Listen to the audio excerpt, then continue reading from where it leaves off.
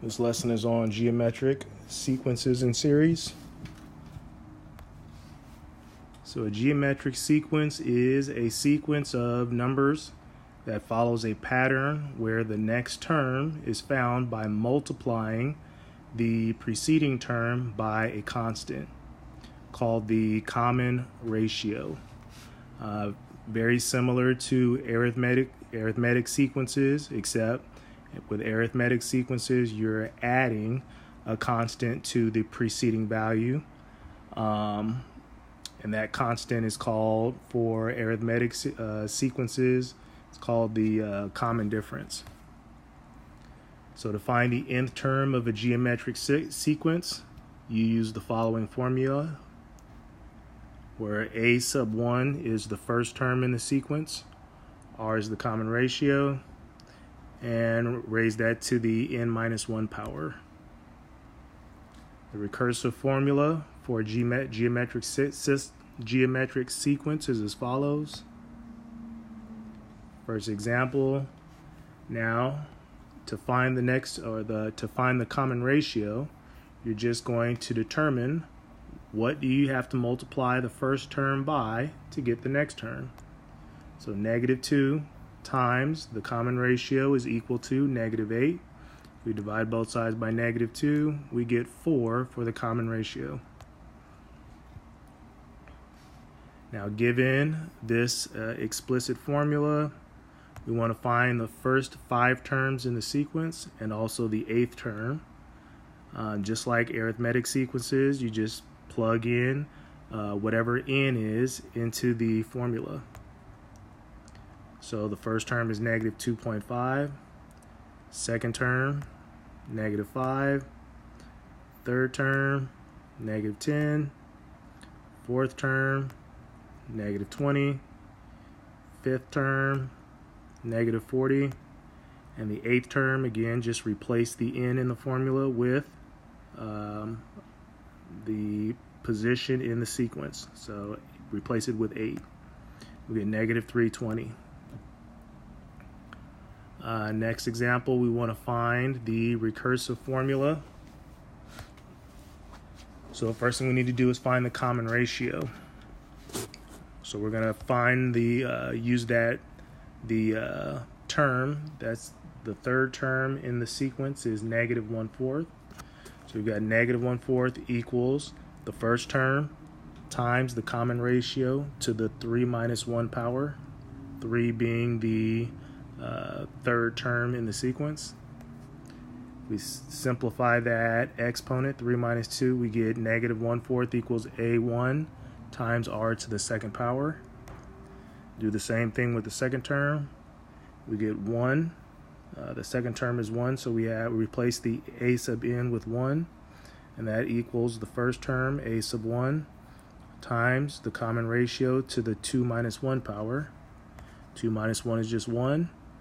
So rather than use elimination, which is what we used for the arithmetic sequence, where I'm going to just use substitution. So I'm going to isolate the a sub 1 in that second equation by dividing both sides by r, and I determine that a sub 1 equals 1 over r. Now I'm just going to take what a sub 1 equals and plug it into the other equation. So I'll get -1/4 equals 1 over r times r to the second power. So r squared over r is just going to be, r squared over r will give you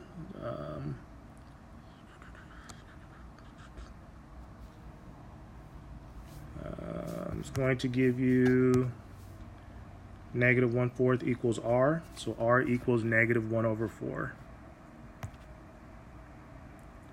Alright, so the common ratio is -1/4. And now to find the first term in the sequence, we just plug r into either equation. Alright, so a sub 1 is equal to 1 over r. Replace the r with -1/4. 1 divided by -1/4 is -4. That's what the first term, a sub 1, is. A geometric series, just like an arithmetic series, is just the sum of the sequence. sum of all the terms in the sequence. The sum of a finite geometric series is given by this formula. Alright, so if we have the following geometric sequence, we want to evaluate the series, we just add up all the terms in the sequence. When we do that, we get negative 484. Now we want to evaluate this series. Very similar, it's just different notation, sigma notation. So the first thing we want to do is find out what a sub 1 is by plugging in 1, or replacing the I with 1. 3 to the 1 minus 1 power is 3 to the 0 power. Anything to the 0 power is just 1. And I'm going to find out what the second term in the sequence is so that I can determine what the common ratio is. I need the common ratio in order to evaluate the series. So to find out what the second term in the sequence is, I'm just going to plug in 2 for I. That's going to give me 3 to the 2 minus 1 power. 3 to the first power is just 3. So I ask myself, what do I have to multiply 1 by, the first term, to get the second term, 3? And that answer to that is 3. So the common ratio is 3.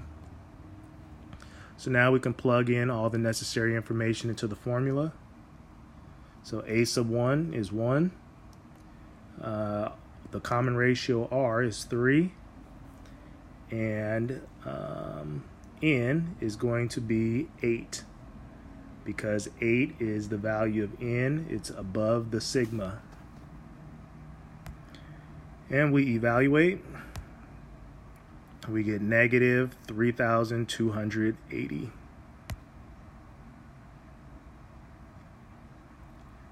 And lastly, we want to work backwards and find the value of n given the sum of the value of the series. Again, we're going to find out the value of the first term in the sequence by replacing I with 1. Negative 3 to the 1 minus 1 power, 1 minus 1 is 0, so negative 3 to the 0 power is just 1, and 1 times 3 is 3. Again, find the second term in the sequence by plugging in 2, replacing the I in the expression with 2. And when we evaluate, we get negative 9 for the second term in the sequence. And then again, we ask ourselves, what do we have to multiply 3 by to get the second term in the geometric sequence? And 3 times negative 3 will give us negative 9. So the common ratio is negative 3. Again, plug all those values into the formula.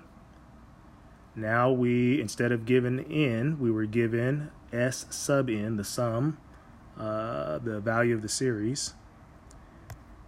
And simplify the expressions on the right side of the equation. Multiply both sides by 4. And then subtract 3 from both sides. We get negative 243 equals negative 3 times negative 3 to the n power. Divide both sides by negative 3.